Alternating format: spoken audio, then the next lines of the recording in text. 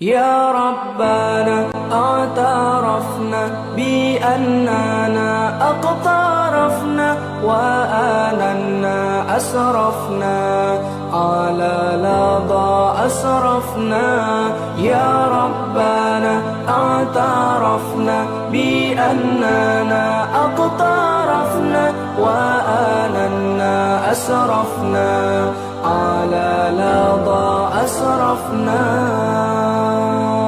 فتب علينا توبة تغسل لكل حوبة واستر لنا العورات وآمن الروعات.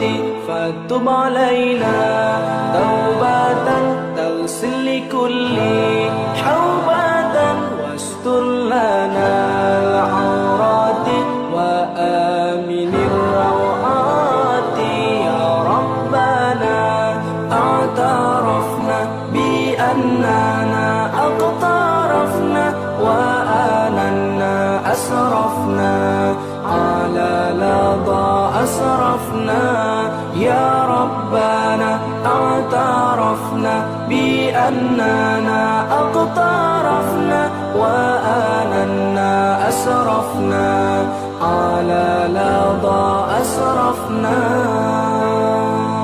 واغفر لوالدينا ربي ومولودينا والآل والإخوان وسائر الخلان. واغفر لوالدينا ربي ومولودينا والآل والإخوان وسائر الخلان. يا ربنا اعترفنا بأننا اقترفنا وآننا أسرفنا على لظى أسرفنا. يا ربنا اعترفنا بأننا اقترفنا وآننا أسرفنا على لظى أسرفنا. فضلا وجودا منا لا باكتساب منا بالمصطفى الرسول نحظى بكل سول. فضلا وجودا منا لا باكتساب منا بالمصطفى الرسول نحظى بكل سول. يا ربنا اعترفنا بأننا اقترفنا وآننا أسرفنا على لظى أسرفنا. يا ربنا اعترفنا بأننا اقترفنا وآننا أسرفنا على لظى أسرفنا. يا ربنا اعترفنا بأننا اقترفنا وآننا أسرفنا على لظى أسرفنا. يا ربنا اعترفنا بأننا اقترفنا وآننا أسرفنا على لظى أسرفنا.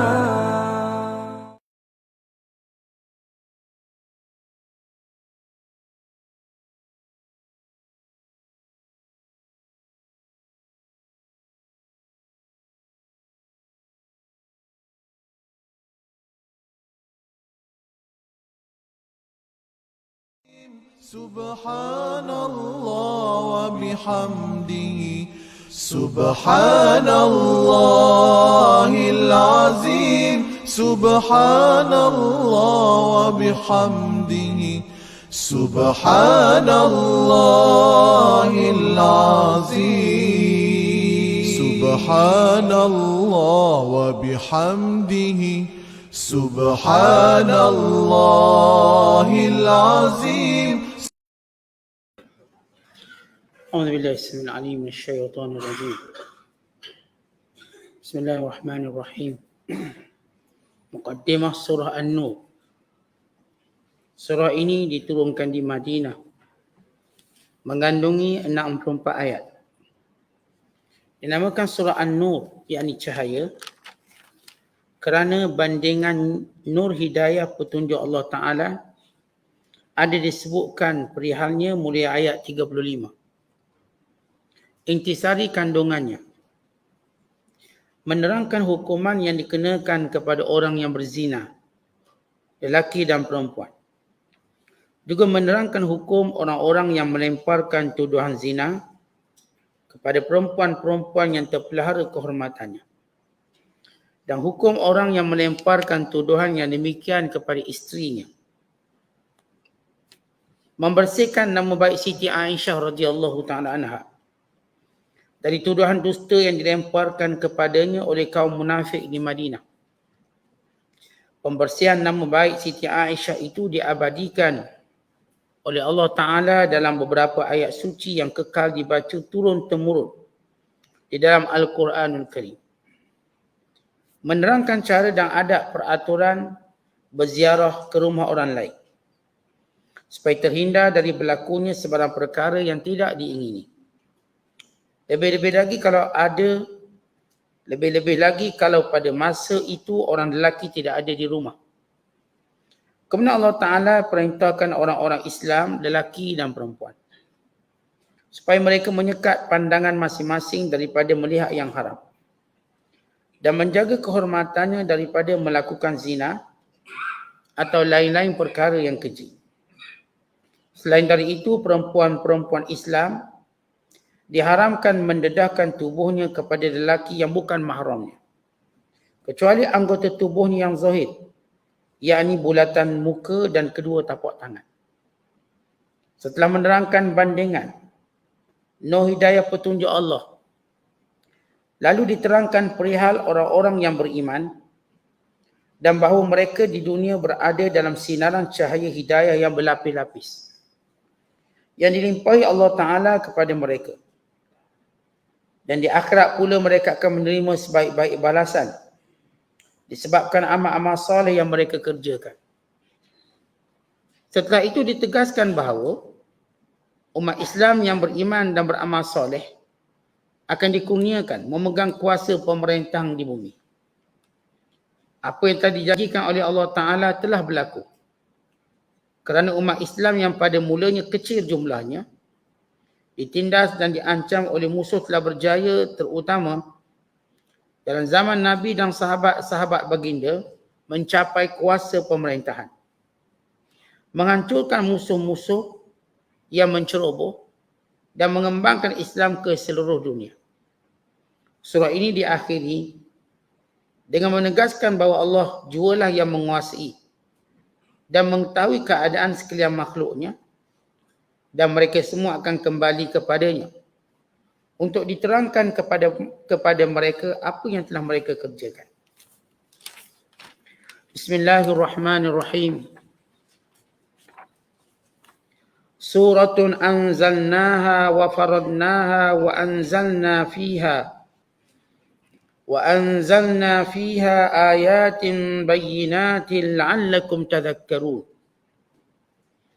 الزانية والزاني فاجلدوا كل واحد منهما 100 جلدة ولا تأخذكم بهما رأفة في دين الله إن كنتم تؤمنون بالله واليوم الآخر وليشهد عذابهما طائفة من المؤمنين. الزاني لا ينكح إلا زانية أو مشركة والزانية لا ينكحها إلا زان أو مشرك وحرم ذلك على المؤمنين. صدق الله العظيم. Dengan nama Allah yang Maha Pemurah lagi Maha Mengasihani. Ini ialah satu surah yang kami turunkan dan kami wajibkan hukum-hukumnya, serta kami turunkan padanya ayat-ayat keterangan yang nyata supaya kamu beringat, yakni mengamalkannya. Perempuan yang berzina dan lelaki yang berzina hendaklah kamu sebat tiap-tiap seorang dari keduanya 100 kali sebat. Dan janganlah kamu dipengaruhi oleh perasaan belas kasihan terhadap keduanya dalam menjalankan hukum agama Allah. Jika benar kamu beriman kepada Allah dan hari akhirat, dan hendaklah disaksikan hukuman seksa yang dikenakan kepada mereka itu oleh sekumpulan dari orang-orang yang beriman. Lelaki yang berzina lazimnya tidak ingin berkahwin, melainkan dengan perempuan yang berzina atau perempuan musyrik. Dan perempuan yang berzina itu pula lazimnya tidak ingin berkahwin dengannya, melainkan oleh lelaki yang berzina atau lelaki musyrik. Dan perkahwinan yang demikian itu terlarang kepada orang-orang yang beriman. Surah yang kita bacakan pada malam ini dinamakan Surah An-Nur, Surah Cahaya. Surah yang diturunkan di Madinah, yakni diturunkan selepas hijrah Nabi SAW dari Mekah ke Madinah. Mengandungi 64 ayat. Dinamakan Surah An-Nur kerana ia memberi cahaya, menerangkan, menunjukkan jalan kehidupan bermasyarakat dengan manusia. Di samping dia menerangkan adab-adab serta keutamaan-keutamaan, kelebihan-kelebihan. Dan pentashri'an atau membicarakan tentang hukum hakam dan kaedah-kaedah. Maka oleh kerana sifat surah ini yang memberikan penjelasan, maka dinamakan An-Nur, Surah An-Nur. Dan juga kerana di dalam surah ini terkandung pada ayat 35 Allah berfirman, Allahu nurus samawati wa ardh. Allah lah yang menjadikan langit dan bumi itu bercahaya. Allah lah yang memberikan kepada langit dan bumi itu akan cahaya. Maka dinamakan sebagai surah An-Nur. Ini antara sebab dinamakan surah An-Nur. Kalau sebelum ini kita membaca surah Al-Mu'minun yang mengandungi 118 ayat. Dan ini pula ialah surah An-Nur. Maka apakah dia munasabah antara kedua surah, yakni hubungan? Hubungan antara dua surah ini. Kalau sekiranya kita lihat dalam surah Al-Mu'minun, Allah menjelaskan di antara sifat orang beriman ialah menjaga kemaluan. Dengan firman-Nya, walladzina hum li furujihim hafizun. Dalam menceritakan 7 sifat orang berjaya, antaranya menjaga kemaluan mereka. Maka surah ini menjelaskan hukum hakam yang berkait dengan cara menjaga kemaluan, itu tidak berzina. Dan seterusnya menjelaskan hukum hakam yang berkait dengannya, yang berkait hukum hakam kemaluan. Sama ada hukum hakam zina, atau yang berkait dengan tuduhan zina, yang berkait dengan fitnah kepada Aisyah radhiyallahu ta'ala anha, yang berkait tentang tundukkan pandangan, yang berkait dengan meminta izin ketika mana masuk dan keluar rumah, khususnya lelaki bila nak masuk kepada ataupun nak mengunjungi wanita atau anak-anak yang sudah remaja nak masuk bilik mak ayah. Maka semua ini berkait dengan makna menjaga kemaluan. Sama ada menjaga kemaluan secara hukum hakam yang perlu dipelihara, termasuk juga makna menjaga kemaluan itu ialah perkara yang berkait dengan hukum hakam yang melibatkan maruah manusia. Kerana kita tahu maruah manusia yang paling utama berkait dengan keturunannya. Maka zina merosakkan keturunan. Maka Islam memelihara sebarang bentuk. Mana-mana cubaan untuk merosakkan keturunan ataupun tuduhan dalam mentashwihkan atau kita katakan mengeruhkan maruah seseorang dengan tuduhan zina. Maka ini hubung kaitnya. Dan yang kedua, kalau sebelum ini dalam ayat 115-118 kita telah menceritakan atau ayat tu menceritakan Allah tidak jadikan manusia secara sia-sia. Allah tak jadikan manusia sia-sia. Sebagaimana kita baca pada ayat yang ke-115 dalam surah Al-Mu'minun dengan firman-Nya, afahasibtum annama khalaqnakum abatha wa annakum ilaina la turja'un. Apakah kamu menyangka Allah menjadikan manusia itu sia-sia dan mereka tak kembali pada Allah? Maka pada ayat ini Allah Ta'ala menceritakan apa tujuan manusia diciptakan. Bagi mematuhi hukum hakam taklif. Maka itu tujuan dia. Bukan sia-sia. Supaya kita menurut peraturan yang bernama perintah dan larangan. Maka surah ini menyebut sekumpulan perintah, sekumpulan larangan, sejumlah perintah, sejumlah larangan dan juga amaran keras kepada orang-orang yang menyeleweng, yang tergelincir daripada jalan atau daripada perintah Allah SWT. Baik, kelebihan surah An-Nur. Apakah kelebihan surah An-Nur? Surah ini mengandungi ketenangan. Jadi kalau kita baca, kita tadabbur, dia ada ketenangan dia. Kita tadabbur pada maknanya, kita akan rasa suatu kerihatan. Macam seorang bila baca novel. Bukan ini lebih hebat kerana ia adalah mukjizat. Ketenangan yang berpanjangan. Kerana ia menjadikan orang beriman melihat betapa tingginya nilai menjaga maruah. Ya, setiap benda dia. Kalau kita baca novel, cerpen dia, mesej dia apa mesej? Atau kita katakan intipati daripada setiap ayat apa yang kita baca. Intipati surah An-Nur bila kita baca, nak beritahu tingginya maruah manusia. Pentingnya kita menjaga maruah kita, jangan terlibat dengan perkara zina dan mukaddimah. Sebagaimana kita mendidik anak-anak kita, jangan terlibat dengan zina dan mukaddimahnya. Maka solusinya ada, solusi yang paling baik. Yang diajar sama ada mereka yang tidak berkemampuan berkahwin ataupun dengan cara berkahwin. Dan surah ini sebagaimana disebut dalam hadis daripada Mujahid, bahawa Rasulullah sallallahu alaihi wasallam bersabda, "Alimu rijalakum surat al-Maidah wa alimu nisaakum surat an-Nur." Ajarlah lelaki-lelaki kamu surah Maidah dan ajarlah wanita-wanita kamu surah An-Nur. Artinya surah An-Nur surah yang semua orang kena tahu, tapi pengkhususannya kaum wanita kena lebih tahu, kena faham. Ini kaum wanita patut jadikan surah ini salah satu surah tadabbur dia dalam mendidik dirinya.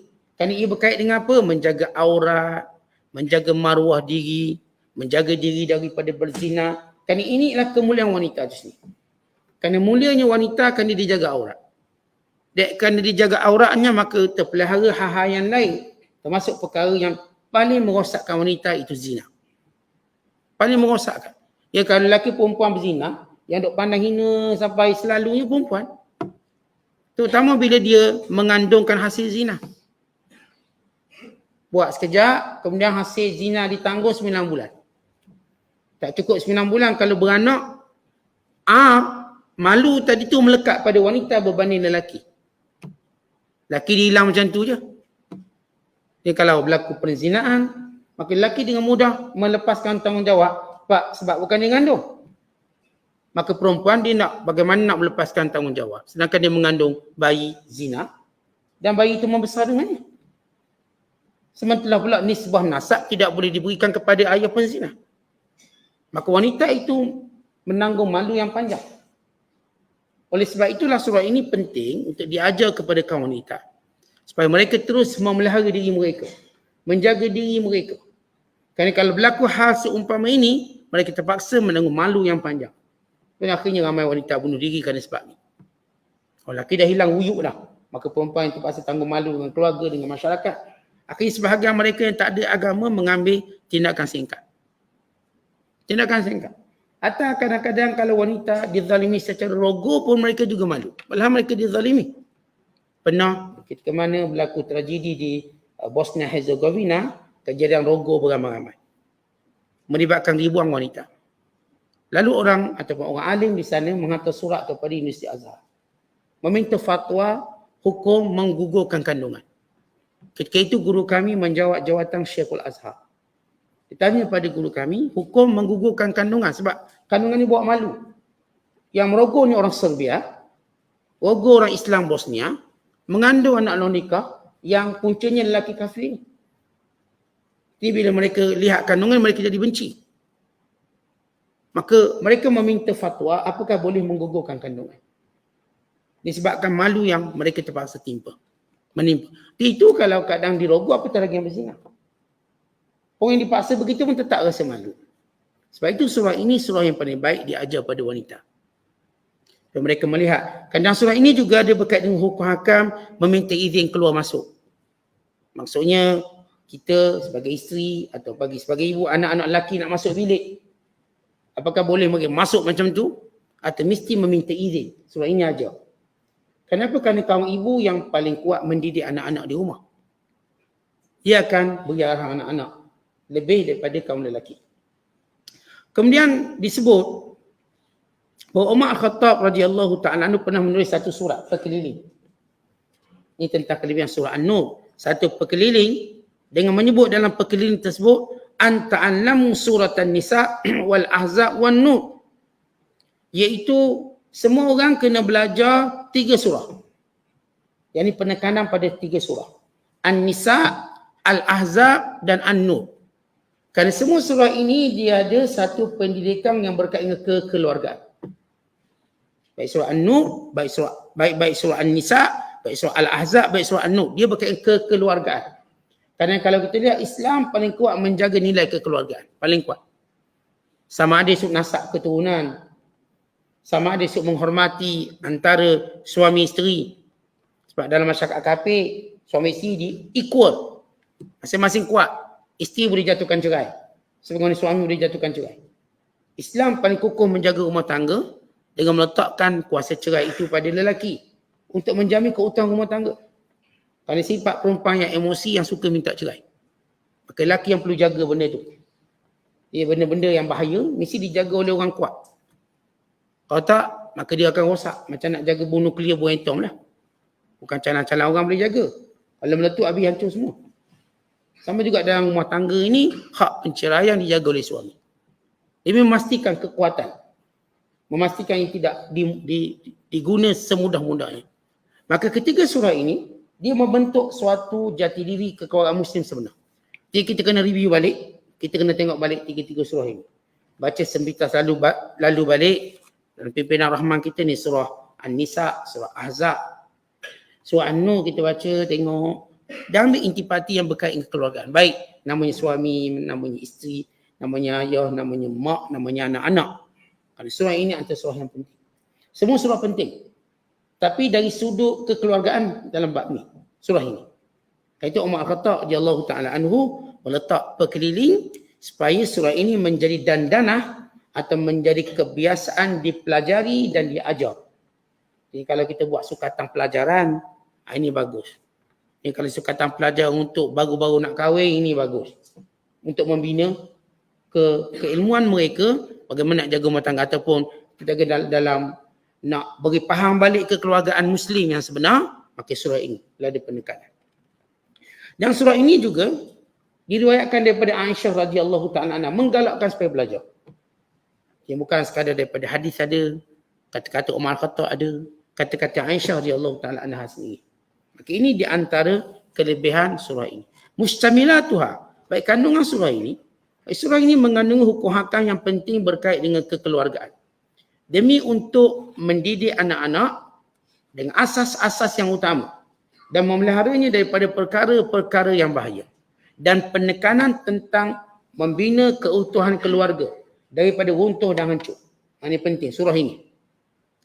Dan antara maksud dan objektif utama surah ini kata ulama ialah ahkamul afaf was sitr. Itu hukum hakam yang berkait dengan menjaga maruah dan juga menutup aurat. As-sitr. Hakam menjaga maruah dan menjaga aurat. Dan di sinilah kita lihat keistimewaan umat Islam.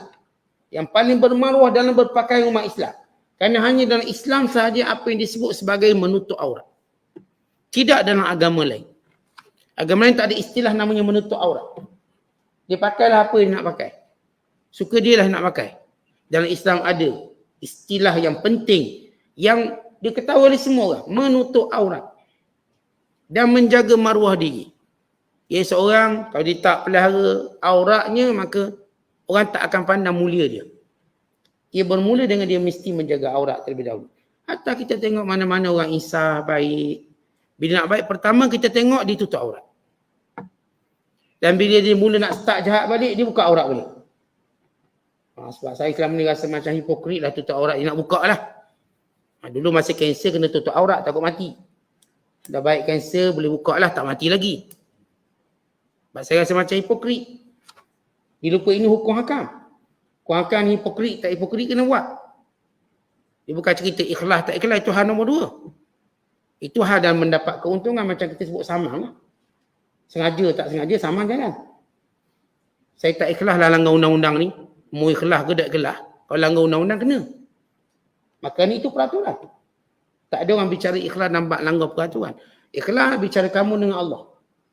Sehubungan dengan makhluk, ini hukum hakam. Maka ini, itunya maqasid, tujuan utama surah ini dalam penjagaan maruah dan menutup aurat. Ini penekanannya. Dan surah ini dimulakan dengan hukum hakam zina. Kita lihat surah ini, dimula dengan hukum hakam zina. Dan kedua, hukum hakam berkaitan dengan qazaf. Qazaf maknanya menuduh wanita yang baik berzina. Dan perkara yang sama juga menuduh lelaki yang baik berzina. Sama ada qazaf itu berlaku dengan orang luar atau berlaku dalam rumah tangga. Berlaku dalam rumah tangga maka dinamakan sebagai hukum li'an. Kalau di luar, melibatkan orang luar namanya qazaf. Kalau suami menuduh isteri berzina atau isteri menuduh suami berzina, maka ini boleh disebut sebagai li'an. Li'an ini khusus bagi suami yang menuduh isteri berzina dan dia tidak ada saksi. Melainkan dia je. Maka ada hukum hakam khas berkaitan dengan li'an. Li'an maksudnya laknat melaknat. Perkataan li'an dia perkataan laknah. Laknat melaknat di mana suami akan melaknat isteri dan isteri melaknat suami. Ketika mana suami melihat isterinya berzina depan mata dia, maka dia tidak ada saksi. Dan tidak mungkin dipanggil saksi untuk melihat isterinya berzina. Tidak mungkin. Logiknya tak akan. Sebab itu maruah keluarga dia. Tapi dia tetap nak menjelaskan tentang salah laku isterinya. Maka sebab itu Islam letak satu hukum khas namanya li'an. Yang akan ditegaskan dalam surah ini. Akan dijelaskan. Yang tidak ada dalam mana-mana syariat melainkan dalam Islam. Demi menjaga rumah tangga. Kenapa? Kerana ia berkait dengan zuriat dan keturunan. Zuriat dan keturunan. Tuan-tuan di negara orang kafir. Bab zuriat ni dah bercampur aduk. Dah bercampur aduk. Si suami dengan anak dia rupanya anak orang lain. Akhirnya hari ni popular mereka terpaksa cek balik DNA anak-anak. Artinya sampai jadi satu tohmah besar. Sehingga ada satu rancangan khas untuk cek DNA. Untuk memastikan betul tak anak kamu. Akhirnya bergaduh dengan rancangan tu. Gaduh. Ini rancangan dipanggil rancangan real lah. Rancangan betul. Untuk menjelaskan ataupun menegaskan apakah betul ni anak fulan bin fulan. Dia buat DNA. Ni panggil dua lelaki yang pernah penyebab dia ni. Cek, dua-dua ni pun bukan. Rupa lelaki lain pula dia, 3 orang. Dia punya dahsyat rosak dari sudut keturunan. Bayangkan keadaan anak tu. Anak tu dia punya confidence lain macam. Sebab ayah ni jaga, rupanya ayah lain pula. Bila dia cek DNA. Kali itu Islam paling, kita katakan menjaga keturunan tadi. Sehingga jelas kalau dah kahwin, jelas beranak dah tahu dah anak siapa. Dia tak sampai pada peringkat yang lebih rumit. Dengan kafir sekarang dia jadi rumit, tak tahu. Tu kat Filipina, tak tahu anak siapa. Di Filipina kerana tentera Amerika berpangkalang di sana. Berlaku penzinaan bebas. Bebas. Jadi orang Filipina ada orang kulit hitam. Tu cang ayah dia negro dah tu. Ada yang putih barangkali maksud. Tapi keliru juga. Lalu berlaku suatu keadaan di mana mereka bermusafir besar-besaran di Amerika. Nak cari bapak mereka. Buat ujian DNA, buat satu surat sekian. Itu tragedi yang melanda Filipina sampai hari ini. Dan juga di Hokkaido, di Jepun. Di sana pun ada pangkalan tentera Amerika di Jepun. Dalam perjanjian Perang Dunia Kedua. Dan Jepun perlu menanggung beberapa kos dan sebagainya. Pun sama juga berlaku. Jadi keliru nasab. Keturunan itu keliru. Amat mengelirukan. Dia peringkat ke-5, ke-6, ke-7 dah. Kalau dalam Islam, masyarakat Islam, mungkin keliru sekali satu je. Zina. Dia tak sampai berperingkat-peringkat. Sebab dia anak dengan orang lain pula, orang lain jadi berkeliru. Makin keliru. Sebab itu dalam Islam menetapkan wali nikah. Daripada situ kita nak cut off tu apa yang disebut bahawa seorang tu untuk mengenali siapa wali nikah dia. Yang sebenar. Dari situ dah boleh kenal. Taklah lalu sampai 5-6 keturunan baru tahu bukan ayah wakilkan dia. Islam jaga daripada awal. Sehingga seorang perempuan tu tahu, ini ayah dia betul ke ayah tak betul. Inikah ayahnya bersifat bertaraf wali atau bukan tali yang bukan wali yang sah. Maka dia pelihara keturunan di situ. Dia stop kat situ. Lihat bagaimana cara pembersihan zuriat. pembersihan keturunan supaya anak-anak tidak menjadi mangsa permainan, tohmahan zina, anak luar nikah dan sebagainya. Kerana ini merosakkan kanak-kanak. Ini bagaimana surah ini menjelaskan tentang hukum hakam tersebut. Kemudian dalam surah ini juga menceritakan tentang hukum hakam yang berkait dengan sangkaan buruk zina atau disebut sebagai hadisul ifk, yang menjadi kejahatan orang-orang yang tak takut dosa bagi menyebarkan fitnah di kalangan umat Islam untuk menuduh fulan bin fulan berzina tanpa dalil dan alasan. Sebab bila orang tu nak jatuhkan reputasi orang, maruah orang, apa dituduh? Dituduhlah orang ni mungkin ambil duit lagi. Lagi tu orang ni mungkin berzina. Maka Islam menyebut tentang haram orang Islam terlibat dalam menyebarkan berita-berita palsu ini. Ini panggil hadisul ifki. Maknanya ada seorang tu dia buat mulut. Dia kata fulan bin fulan buat begini, benda ni. Kita yang dengar ni haram menyebarkan. Bila melibatkan maruah orang, kita haram menyebarkan. Jangan menjadi sebagaimana kejadian hadisul ifki. Bila orang munafik menuduh Aisyah berzina. Menuduh. Maka ramai yang terlibat dalam menyebarkannya.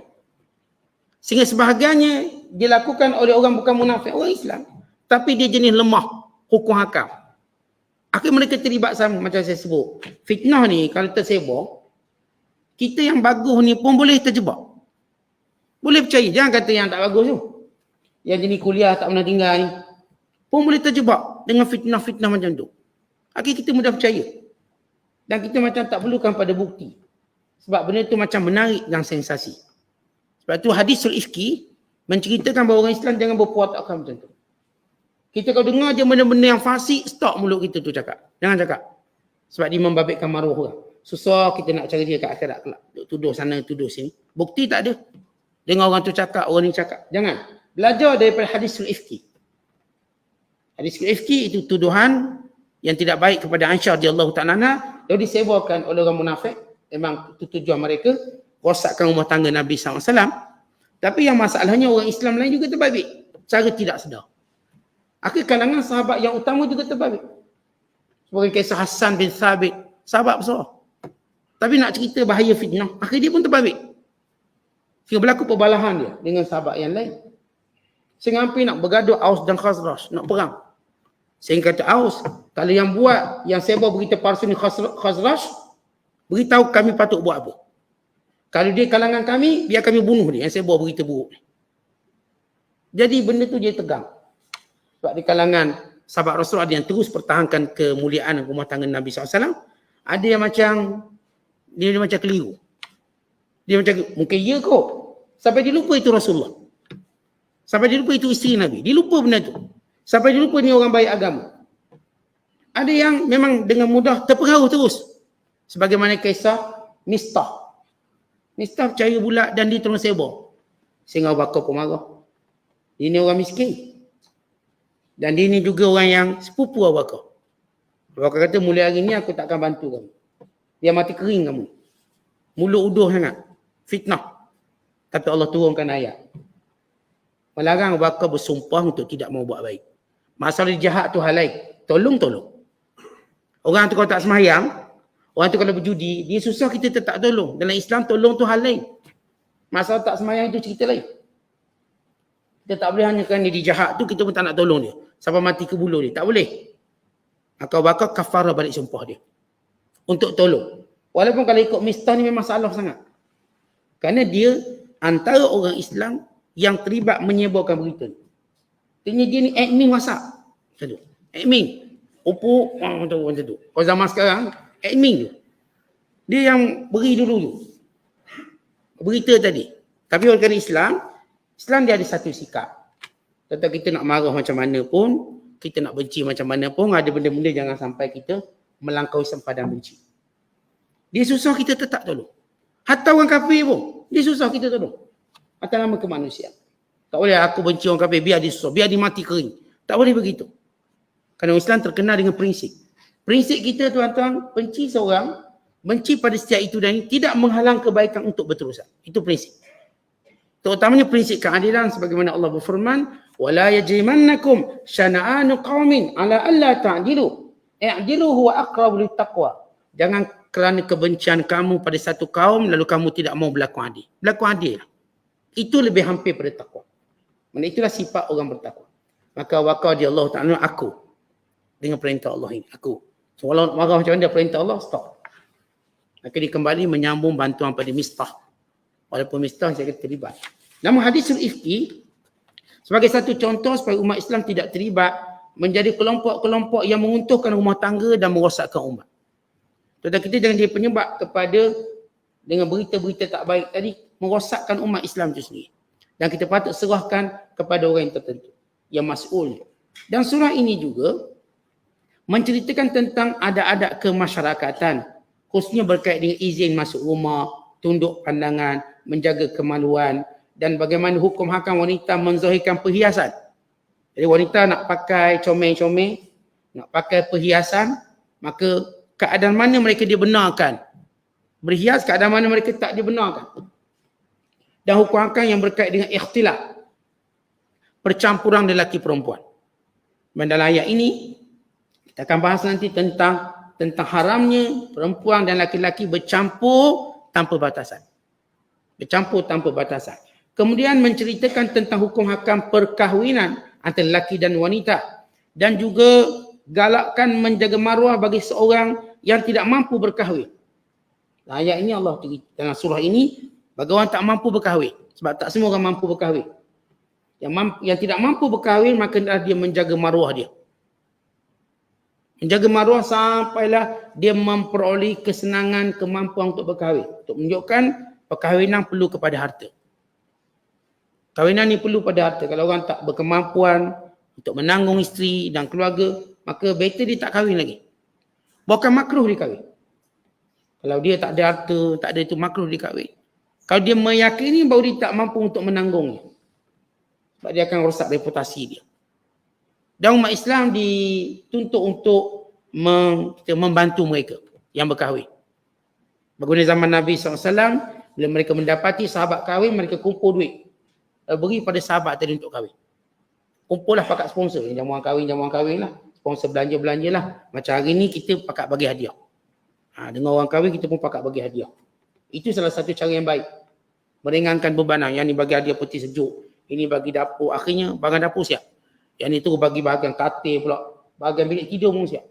Yang ni pula bagi sekian semua bagi. Yang ni tolong bayar sewa rumah pula 3 bulan. Fikir honeymoon 3 bulan. Dan ini benda yang baik dalam masyarakat. Perkara yang baik. Dia menjadi suatu mengukuhkan lagi hubungan masyarakat. Kerana saya cerita kisah para sahabat, bila mereka dengar nak kahwin, mereka beri bantuan. Ada yang beri mas ketul macam tu. Buatlah mas kahwin ke benda ke. Ada yang beri sekian. Maka ini cara yang baik. Sebab itu di Jordan, para ulama di sana berisytihat menggunakan wang zakat untuk perkahwinan. Demi menjaga maruah. Sebab dia kata ia termasuk dalam menjaga keaiban. Takut berlaku zina. Dan mereka memberi fatwa ulama mereka. Kita taklah kat sini tak. Memberi fatwa tentang keharusan menggunakan wang zakat bagi membantu para pengantin lelaki dan perempuan. Arus dan aris. Untuk mereka berkahwin. Jadi Jabatan Zakat ni buat jamuan dan sebagainya, siapkan semua. Belanja, diberikan. Demi untuk selamatkan daripada penzinaan. Sebab dulu kita katakan, kalau hari ini ruang zina itu terlalu terbuka sangat. Terlalu terbuka. Demi menjaga maruah anak-anak kita dan keaiban. Kerana ini termasuk dalam hadis yang disebut oleh Imam Ibn Hajar Al-Haythami, man satara musliman satarahullah. Siapa yang tutup keaiban orang Islam, Allah tutup keaibannya. Antara tutup keaiban orang Islam adalah tolong dia berkahwin. Sebab kalau dia tak kahwin, dia buat laluk dia. Ni anak-anak muda buat motor sana sini, dating sana, rosak dia, aib. Kita nak tutup aib dia, suruh dia kahwin. Tanya kenapa tak kahwin, duit tak ada pakcik. Duit tak ada, mak ayah pun tak nak sponsor. Tak nak tolong lah, dengan kata lain biar kamu kerja dulu. Tapi kalau kita biarkan keaiban itu terdedah. Sebagai orang Islam, saya tutup aib. Tak apa, saya kata saya ni ambil duit, bayar mas kahwin. Bayar mas kahwin, ni ambil duit untuk sekian-sekian, ambil sponsor. Maka ini orang Islam yang mendapat kemuliaan yang disebut dalam hadis, yang menutup keaiban orang Islam, Allah tutup keaibannya hari kiamat kelak.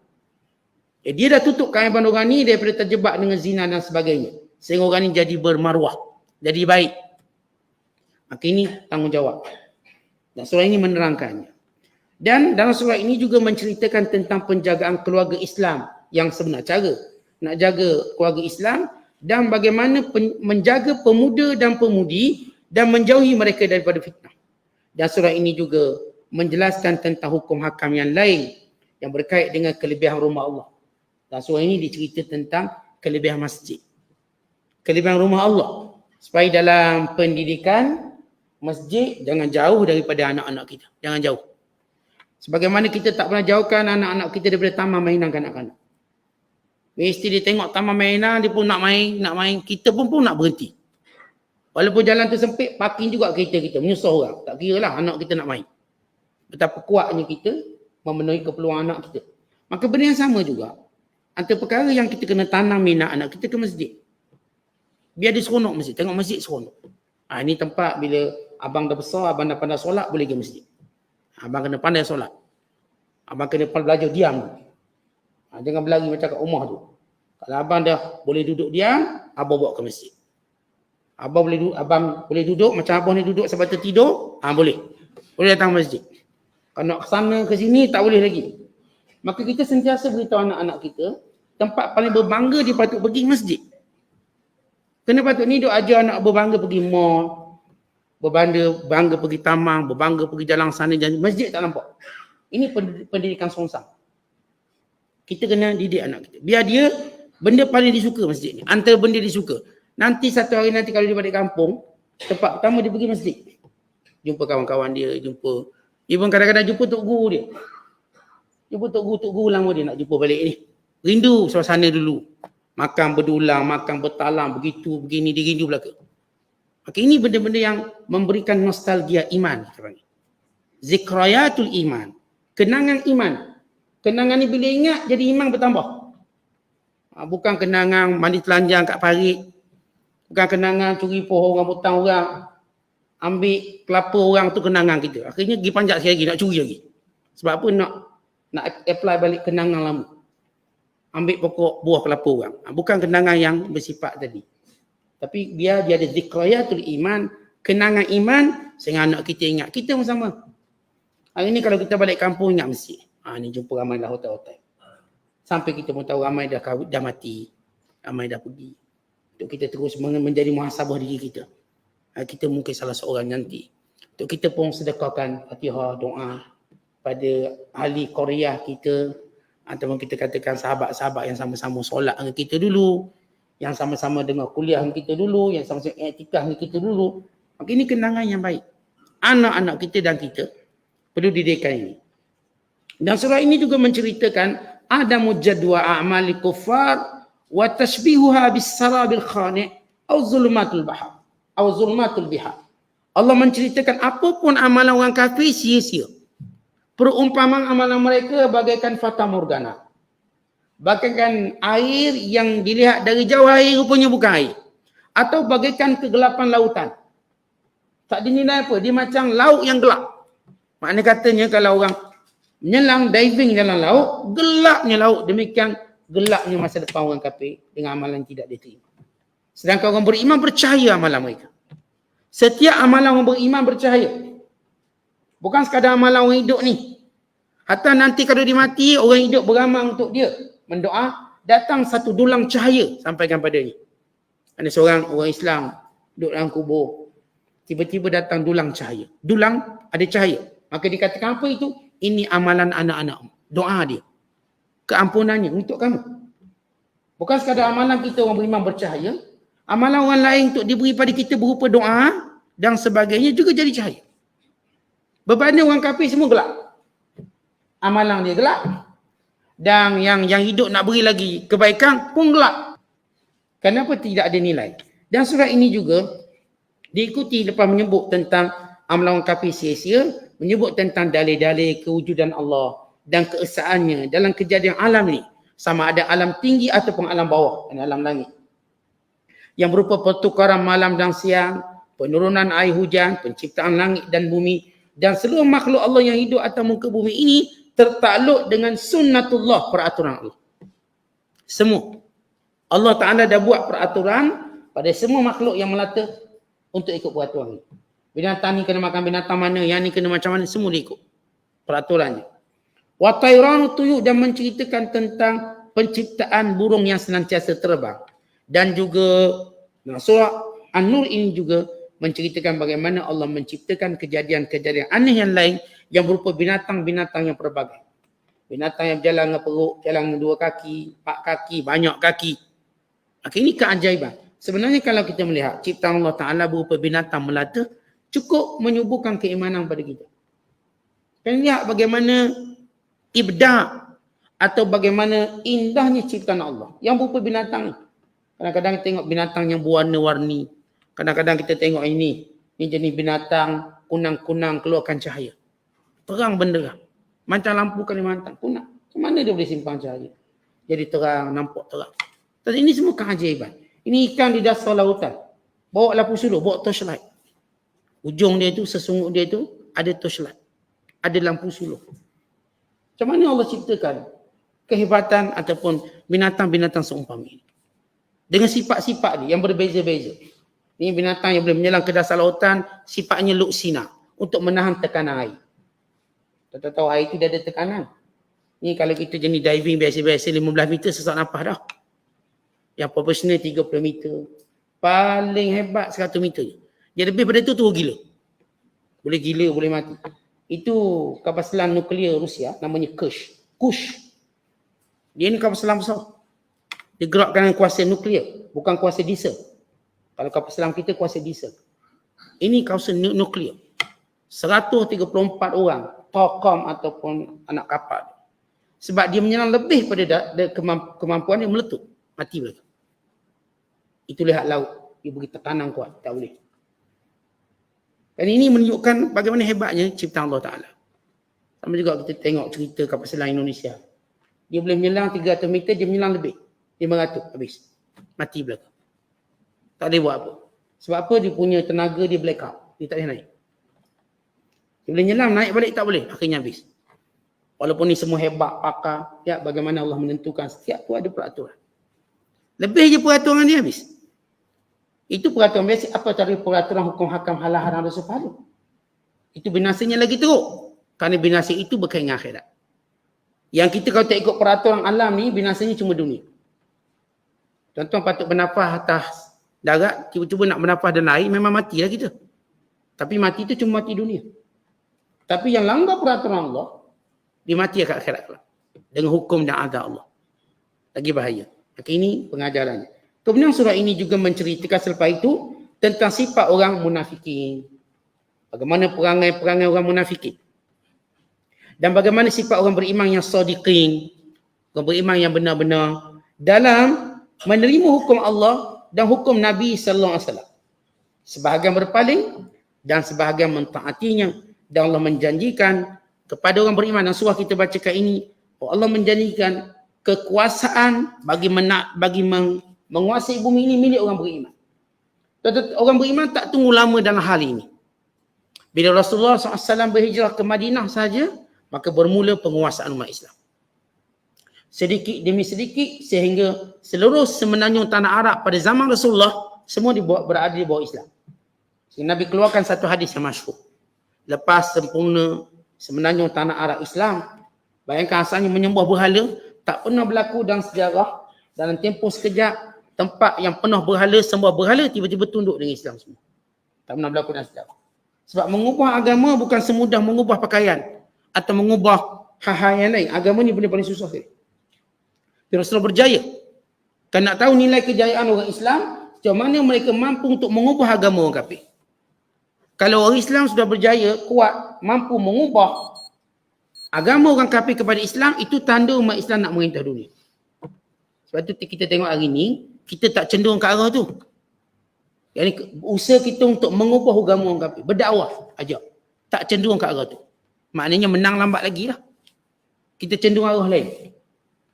Zaman dahulu kecenderungan mereka mengislamkan orang. Rupanya kecenderungan mengislamkan orang punca kemenangan. Punca kemenangan. Kita macam nak naik satu bangsa je. Kita duduk berlagu dengan bangsa. Kita orang Melayu nak naik ekonomi Melayu.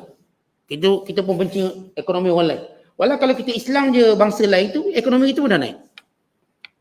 Kita kan nak buat, kita akan buat pusat kerja sendiri orang Islam sekian. Walau kita memang agama bijak, tapi urusan dunia tak bijak. Tak pandai. Pengurusan tak pandai, lemah. Lalu kita cuba nak gunakan menguatkan dengan agama, kita masih gagal jadi fitnah pada agama. Orang kafir ni pula, sebahagian mereka ni pengurusanya bijak, sebahagian bijak. Cara pandai baik kita Islamkan dia. Islamkan dia akan jah. Bagus pengurusan. Dah khidmat tu orang Islam punya. Sebab apa? Toke dia dah masuk Islam. Dengan mudah. Tapi kita tak arah tu. Ini yang Toyota pun dah Islam. Sebab apa kita dah Islam kat toke ni? Artinya cara begitu. Ini sekian-sekian syarikat dah diislamkan.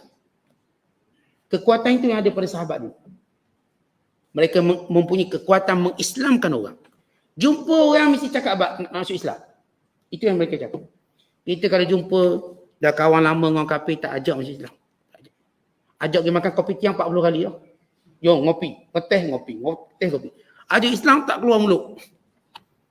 Jadi kita tak akan menang. Allah menjanjikan kemenangan pada orang Islam menguasai dunia dengan sifat-sifat mereka. Antara sifat mereka mengajak manusia kepada Allah. Maka Rasulullah kata apa? La yajtami' dinani fi jaziratul Arab.